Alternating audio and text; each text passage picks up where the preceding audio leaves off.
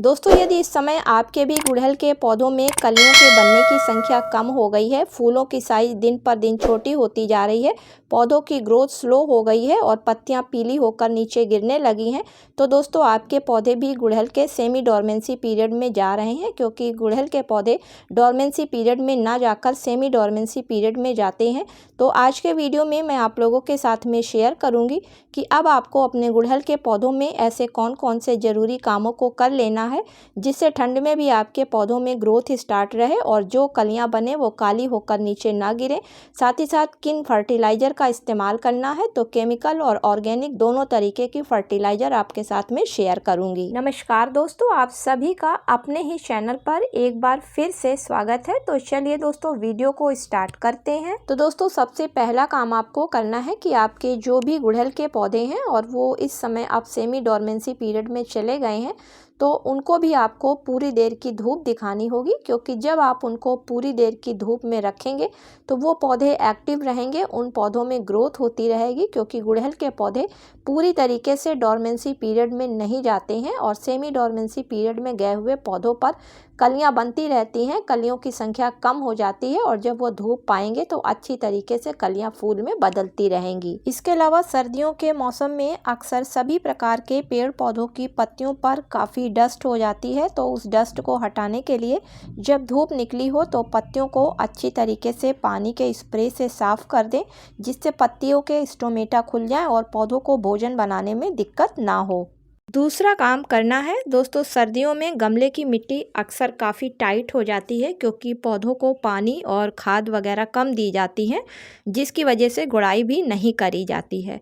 तो हर 8 से 10 दिन में एक बार पौधे की मिट्टी की अच्छी तरीके से गुड़ाई कर दें, जिससे कि मिट्टी मुलायम हो जाए और जड़ों तक ऑक्सीजन पहुंचने लगे और पौधा ग्रोथ करना स्टार्ट कर दे। तो इसकी गुड़ाई नीचे बहुत डीप नहीं करी जाती है क्योंकि इनकी जड़ें जो होती हैं वो ऊपर की तरफ होती हैं और गुड़हल के पौधे को डीप गुड़ाई वैसे भी बिल्कुल पसंद नहीं है। तो जड़ों को बचाकर हल्की हल्की सी 8 से 10 दिन में एक बार अब गुड़ाई जरूर करना शुरू कर दें। तीसरा काम आपको करना है कि पौधे पर इस समय जो भी पत्तियां पीली हो गई हैं या हो रही हैं उनको तुरंत पौधे पर से हटा दीजिए। जो फूल सूख चुके हैं या सूखने वाले हैं या फिर कलियां खराब हो गई हैं, मुरझाई हुई हैं, उन सभी को पौधे पर से हटा दीजिए। क्योंकि दोस्तों जब ये नीचे गिरती हैं तो ये फंगस का कारण बनती हैं, जिसकी वजह से पौधे में फंगस लगने का खतरा काफ़ी बढ़ जाता है। चौथा काम आपको करना है कि आपको अपने पौधे को चेक करते रहना है और हर 15 दिन के अंतर पर नीम ऑयल या फिर किसी अच्छे इंसेक्टिसाइड का पौधे पर स्प्रे करते रहना है। क्योंकि दोस्तों जनवरी और फरवरी के महीने में सभी प्रकार के फूल वाले पौधे पर काले रंग के कीड़े यानी कि माहू का काफ़ी प्रकोप बढ़ जाता है। अब लास्ट में आपको अपने पौधों में फर्टिलाइज़र का इस्तेमाल करना है। तो ऑर्गेनिक और इनऑर्गेनिक दोनों तरीके की फर्टिलाइज़र शेयर करूंगी, जिसकी भी इच्छा हो आप उसका इस्तेमाल करें। दोनों से ही आपको अपने पौधों में काफ़ी अच्छा रिजल्ट देखने को मिलेगा। फर्टिलाइज़र के रूप में जो आप सामने देख रहे हैं ये पोटास और डीएपी के दाने हैं और इस खाद को देने से पौधे में पोटेशियम की वजह से जो फोटोसिंथेसिस की प्रोसेस होती है उसमें इस फर्टिलाइज़र का होना काफ़ी ज़रूरी होता है, जिसकी वजह से पत्तियों हरी रहती हैं और पत्तियों का पीला होना बंद हो जाता है। इसके अलावा पोटेशियम के कारण फूलों का रंग चमकीला होता है और फूलों की साइज बड़ी होती है। इसी तरीके से जो इसमें डीएपी है, तो डीएपी यानी कि डाई अमोनियम फास्फेट, जिसका कि दोस्तों काम होता है पौधे में नाइट्रोजन और फास्फोरस की कमी को पूरा करने के साथ साथ पौधों की ग्रोथ को बढ़ाना, साथ में पौधे की रूट्स को मजबूत करना। तो इस फर्टिलाइज़र को देने के लिए 10 से 12 इंच के गमले के लिए आप 1 चम्मच पोटेशियम फर्टिलाइज़र को ले लें।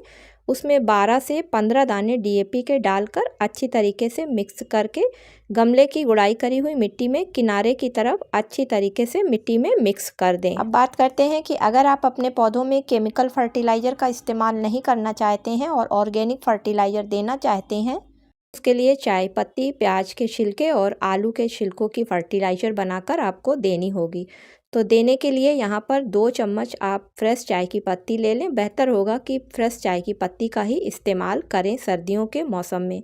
और 2 चम्मच आप प्याज के छिलकों का दरदरा पाउडर बना लें, उसको ले लें और 2 ही चम्मच आप आलू के छिलकों का पाउडर ले लें। अब तीनों चीज़ों को अच्छी तरीके से मिक्स कर लें, क्योंकि इन तीनों चीज़ों में नाइट्रोजन, फास्फोरस, पोटेशियम भरपूर मात्रा में है और ये सारा काम वही करेगा जो आपकी केमिकल फर्टिलाइज़र करती है। अब इन तीनों फर्टिलाइजर्स को आपस में मिलाकर गुड़ाई करी हुई मिट्टी में अच्छी तरीके से मिक्स कर दें। लास्ट में दोस्तों पौधे की मिट्टी में और पौधे में बहुत जल्दी सर्दी के मौसम में नमी की वजह से फंगस लग जाती है, तो इसलिए आप हर 15 दिन के अंतर पर किसी अच्छी फंगीसाइड का घोल बनाकर पौधे की मिट्टी में ज़रूर डालते रहें।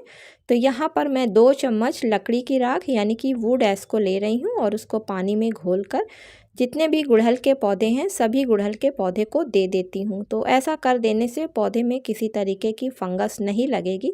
साथ में लकड़ी की राख में पोटेशियम भी बहुत अधिक मात्रा में पाया जाता है, जिसकी वजह से पौधे पर अच्छी फ्लावरिंग भी होगी। तो दोस्तों उम्मीद करती हूँ कि आज का वीडियो आप लोगों को पसंद आया होगा। अगर पसंद आया हो तो इसे ज़्यादा से ज़्यादा लाइक और शेयर करें, और अगर चैनल पर पहली बार विजिट कर रहे हैं और आपको मेरा वीडियो पसंद आ रहा है तो सब्सक्राइब भी करें। मिलती हूँ किसी अगले वीडियो में किसी नई जानकारी के साथ में। तब तक के लिए दोस्तों हैप्पी गार्डनिंग।